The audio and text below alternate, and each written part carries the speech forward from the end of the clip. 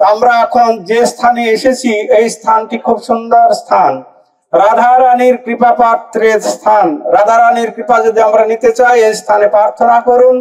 রাধা রানী সূর্য পূজার স্থলে মাঝে মাঝে কি করতেন না, ভগবান শ্রীকৃষ্ণের সঙ্গ পাওয়ার জন্য সূর্য পূজা করতে যেতেন। এই নবদ্বীপ ধাম সমস্ত কিছু আছে এখানে। তো আমরা এখানে এসেছি, এইটি হচ্ছে সেই বৃন্দাবনের সূর্য টিলা, এখানে সেই নবদ্বীপ ধামে সেই সূর্য টিলা, এটাকে বলা হয় অর্ক টিলা। অর্ক মানে সূর্য, টিলা মানে সেটি স্থান। তো যাই হোক, আমরা এখানে এসেছি। এইখান থেকে মায়াপুর খুব কাছে, ওপারেই এই গঙ্গা নদী আছে, গঙ্গার ওপারে শ্রীধাম মায়াপুর। তো আপনারা সকলে এখানে প্রণাম করুন, রাধা রানীর কৃপা প্রার্থনা করুন। আর আমরা এখান থেকে ধীরে ধীরে আমরা পৌঁছাবো মহৎপুর। অপভ্রংশ হয়ে হয়েছে মাতাপুর। তো মহৎপুরে যুধিষ্ঠির মহারাজরা এসেছিলেন বনবাসের সময়। এই স্থানটি খুব মহত্বপূর্ণ স্থান। এই স্থান আগে নাম ছিল মহৎপুর। কেন? মহারাজ যুধিষ্ঠির, মহারাজ পঞ্চপাণ্ডব সকলে এইখানে এসে কিছুদিন অবস্থান করেছিলেন।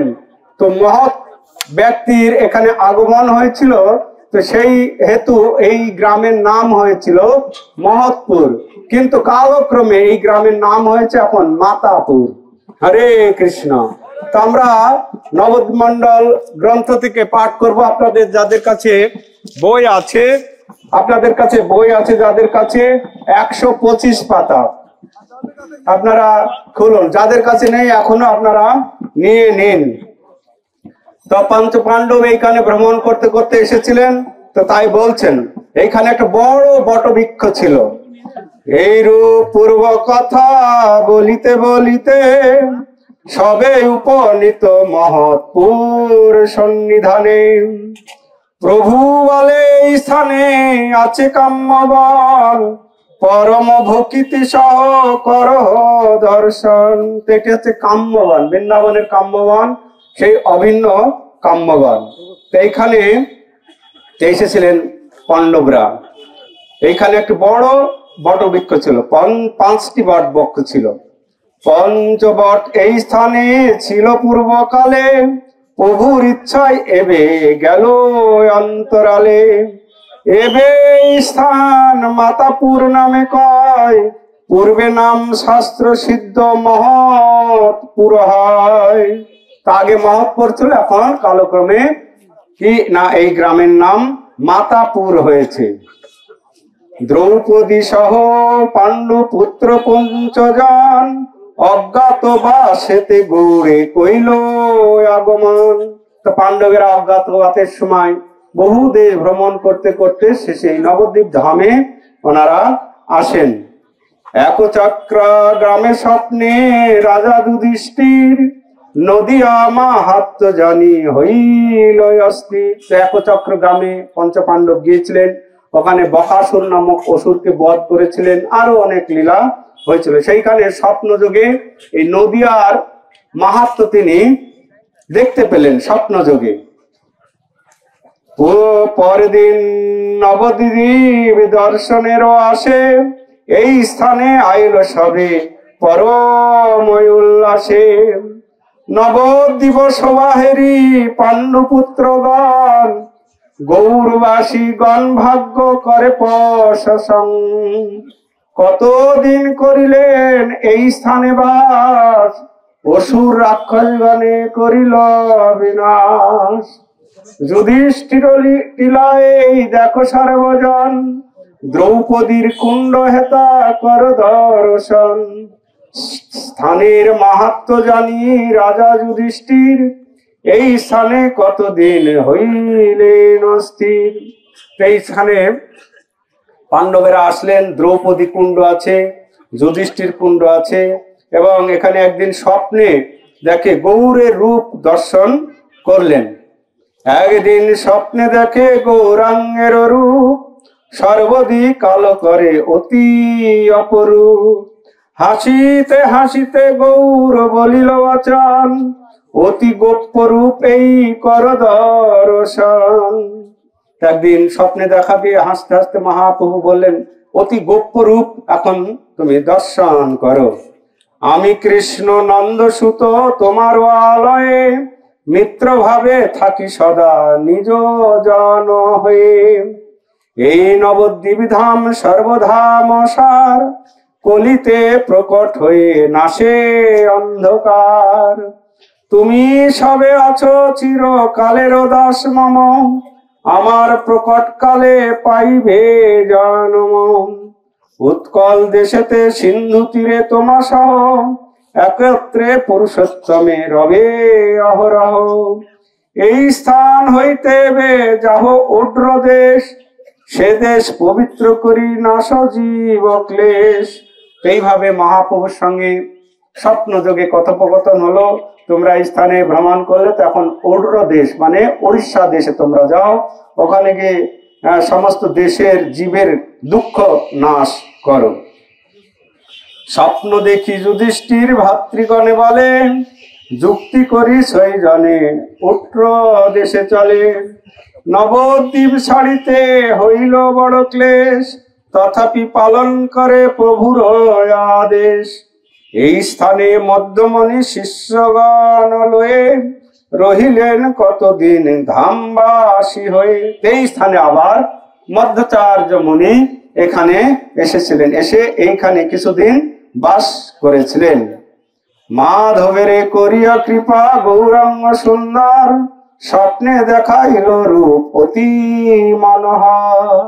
চারটে সম্প্রদায় আছে, আপনারা জানেন? হ্যাঁ, চারটে সম্প্রদায়, স্বীকৃত সম্প্রদায়। বলছেন এই চার সম্প্রদায় ছাড়া যদি আমরা মন্ত্র গ্রহণ করবো তাহলে নিষ্ফলা হয়ে যাবে, কোনো কাজ হবে না। কি না পদ্মপুরাণে বর্ণনা করছেন, সম্প্রদায় বিহীনা যে মন্ত্রস্ততা, শ্রী ব্রহ্ম রুদ্র সোনাপা ক্ষিতি পাবন। সম্প্রদায় বিহীন যে মন্ত্র, এই যে আমরা কোন সম্প্রদায়ের মধ্যে অন্তর্গত? ব্রহ্মমাদ্য সম্প্রদায়। মানে এই সম্প্রদায় সে ব্রহ্মা থেকে মধ্যাচার্য, তারপরে ধীরে ধীরে ধীরে নেমে আসছে আমাদের এই সম্প্রদায়। এই চারটে সম্প্রদায় আছে, ব্রহ্ম সম্প্রদায়, মধ্যাচার্য, শ্রী সম্প্রদায়, রুদ্র সম্প্রদায় আর নিম্বার্ক সম্প্রদায়। এই চারটে সম্প্রদায়ের মধ্যে দীক্ষা নিয়ে যদি হরিবাদন করে তাহলে ভগবানের কাছে পৌঁছাবে। আর যদি এই সম্প্রদায় ছাড়া অন্য সম্প্রদায়ে যাবে, অনেক সম্প্রদায় আছে, আউল বাউল সাই দেড়া নরমেশ সখী ভেসি কত্তা ভেজা নেড়া নিড়ি চূড়াধারী, এইরকম গৌরাঙ্গ নাগরী 12টা অপসম্প্রদায় আছে।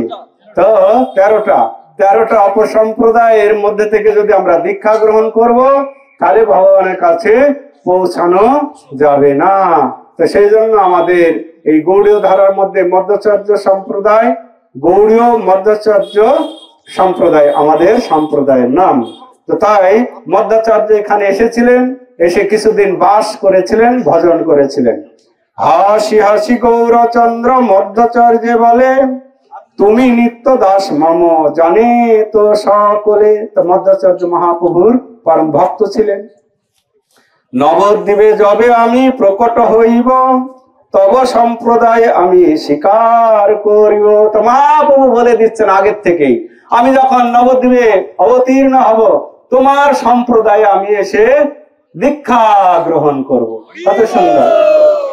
তো তাই বললেন, এবে সর্বদেশে তুমি করিয়া যতন, মায়াবাদ অশাস্ত্র করো উৎপাটন। তো আগে এরকম মায়াবাদী অনেক ছিল, মায়াবাদী কর্মনিষ্ঠ কুতার্কিক গণ, নিন্দুক পাষণ্ডী যত পূর্ব অধম। তো এই সমস্ত জগৎ ভরে গিয়েছিল। তো মহাপ্রভু মধ্যাচার্যকে বললেন, তুমি এসে এই সমস্ত যারা অশাস্ত্রীয় ভাবে জীবনযাত্রা করেন এবং অপসম্প্রদায় লোকগুলোকে, মায়াবাদকে তুমি উৎপাটন করো। শ্রীমূর্তি মাহাত্ম তুমি করো প্রকাশ, তব শুদ্ধ মত আমি করিব বিকাশ। এত বলি গৌরচন্দ্র হইল অন্তর্ধান, নিদ্রা ভাঙি মধ্যমণি হইল অজ্ঞান।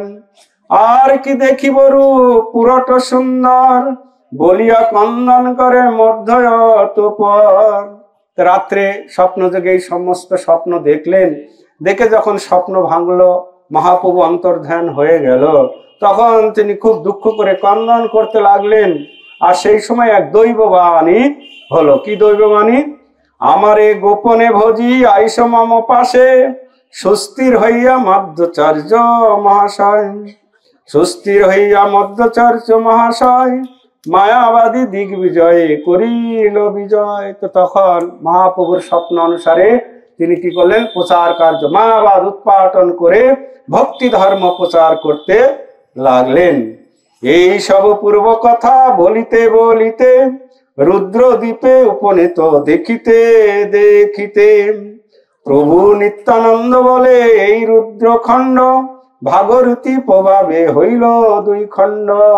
এইভাবে নিত্যানন্দ প্রভু জীব গোস্বামীকে নিয়ে এই নবদ্বীপ ধাম পরিক্রমা করাতে ছিলেন। তো করাতে করাতে এই ধামটি কোন দ্বীপের অন্তর্গত? মধুদ্রুম দ্বীপ। এই দ্বীপটি হচ্ছে মধুদ্রুম দ্বীপের শেষ সীমা। তো আমরা এখন মধুদ্রুম দ্বীপের শেষ সীমায় এসেছি। আমরা এখন এখান থেকে রওনা দেব। তো এখান থেকে গঙ্গা পার হয়ে জীব গোস্বামী কি করেছিলেন না, নিত্যানন্দ প্রভু জীব গোস্বামীকে নিয়ে রুদ্রদ্বীপে বৈকুণ্ঠপুর গিয়েছিলেন। আমরা সেখানে পরশুদিন যাব, পরশুদিন। তো আজকে আমরা রুদ্রদ্বীপে পৌঁছাবো না, আজকে আমরা কোথায়? নবদ্বীপ কোলদ্বীপ আমাদের ইস্কন প্রতাপ নগরে পৌঁছাবো।